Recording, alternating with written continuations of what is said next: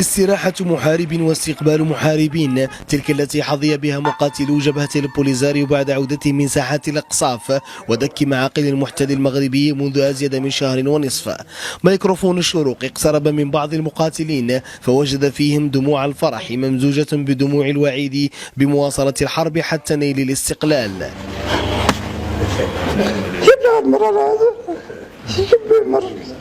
لا صابرين خارج ما فصلنا معاهم ابدا، اللي قال لك عمل فصلنا معاهم في الليل وفي النهار. وسلاحهم اللي هو عندهم ووتاتهم اللي هم عندهم قلعناهم منهم وركبنا عليهم عذرا لا خطرهم بسلاحهم، عذرا لا خطرهم بسلاحهم.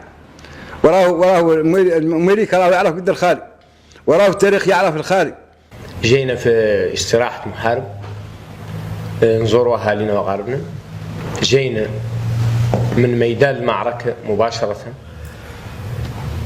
حضرنا في غدر من أقصاف جيش التحرير الشعبي الصحراوي، شاركنا فيها بعزيمة وبإرادة وبهمم مشحونة.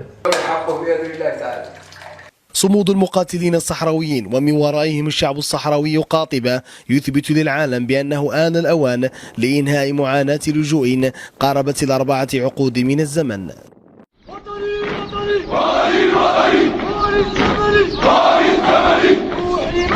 روحي مالي